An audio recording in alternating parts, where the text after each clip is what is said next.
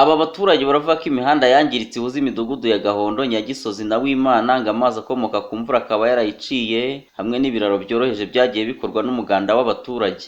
Ni ikibazo cy'imihanda dufite, niko harimo aho icika kubera amazi aba yijyana, hakaba no kugira ngo muduhewe batuvugire bacukure imingoti ifata ayo mazi kugira ngo twebwe dufite imihanda iri hano mu cyaro ihuza umudugudu wa Gahondo na Nyagisozi na Wimana, ariko harimo amateme abaturage batabasha ubushobozi bwayo, ku buryo cyeka leta ariyo ishyizemo ingufu ikayubakisha, ariko hanyura amazi menshi yarawuciye.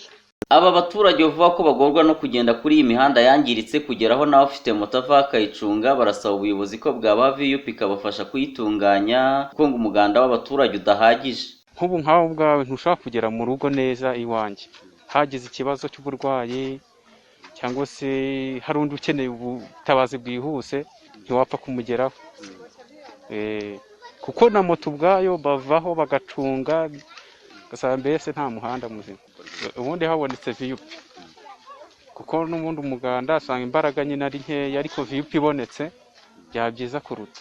Nta modoka zacamo ntaki, ariko ubuvugizi VUP hageze byose byaboneka.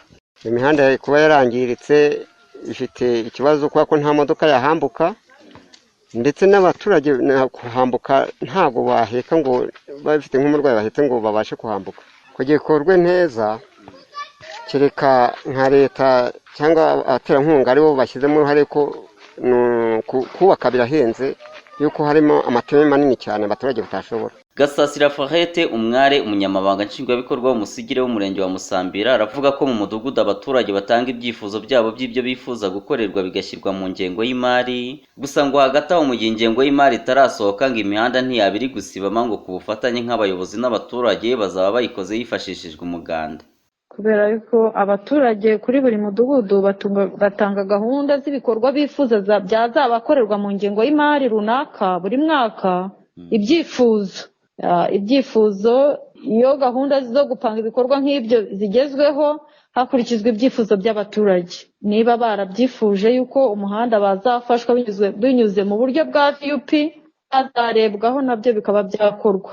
Ariko hagati aho imihanda ntabwo yaba ikwiye kubisibama, hatuwe hari abaturage. Dufite umugisha w'uko gahunda y'umuganda yongeye yasubukuwe, ubwo twe nk'ubuyobozi ni ugukorana n'abaturage mu gihe wenda n'ibyo byaba bitarakorwa ngo VUP ize, kuko n'ubundi VUP ntabwo iza guhanga imihanda, iza gufasha mu gutunganya imihanda yakozwe.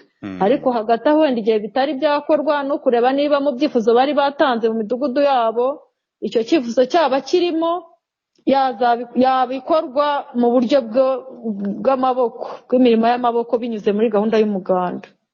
Tungandame Munezero Pierre, Prime TV, mu karere ka Kamonyi mu ntara y'Amajyepfo.